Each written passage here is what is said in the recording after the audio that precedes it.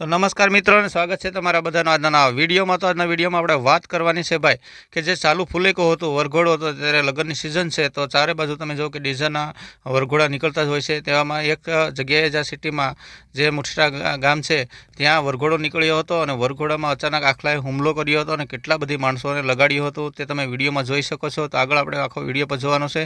તો વિડીયોને લાઇક અને ચેનલને સબસ્ક્રાઈબ કરવાનું જરૂરથી ભૂલતા નહીં. તો આવો જોઈએ આગળ આખો વિડીયો.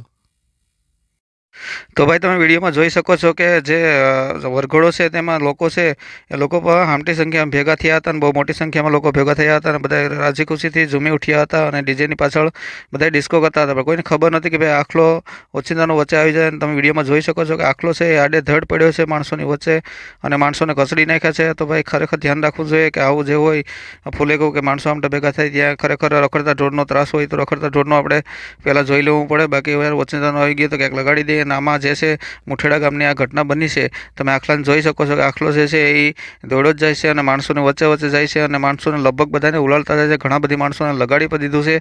તો આ વિડીયોમાં તમે આખો વિડીયો જોવો તો તમને ખબર પડશે કે ભાઈ કેટલા બધી માણસોને લગભગ 10થી 15 માણસોને આમાં ઈજા થઈ છે અને દવાખાને લઈ જવા પડ્યા છે. અને ઘણા બધીને વધારે પણ લાગી ગયું છે, ગંભીર ઈજા થઈ છે અને કોઈને કોઈ બહુ વાંધો પણ નથી અને અમુકને બહુ તકલીફ થઈ છે. તો ખરેખર આ વસ્તુની ધ્યાન રાખવું જોઈએ. રખડતા ઢોરનો જે ત્રાસ વધી ગયો છે એને ખરેખર સરકારને અને ગામ લોકોને કંટ્રોલ કરવો જોઈએ. કેમ કે આમાં કંઈક નાના બાળકો હોય કે વૃદ્ધ માણસો હોય તેને વધારે તકલીફ થાય અને કોઈને લગાડી દીધું હોય તો આમાં જાનહાનિ પણ થાય અને જીવના જોખમ પર એવું યાર બની શકે. તો ખરેખર આ વાતનું ખાસ ધ્યાન રાખવું જોઈએ. તો મિત્રો તમારું શું કહેવાનું છે કે આ ઘટના ઘટે તો આમાં જવાબદાર કોણ હોઈ શકે અને આમાં કંઈક જાનહાનિ થાય તો આમાં જવાબદાર કોણ હોઈ શકે?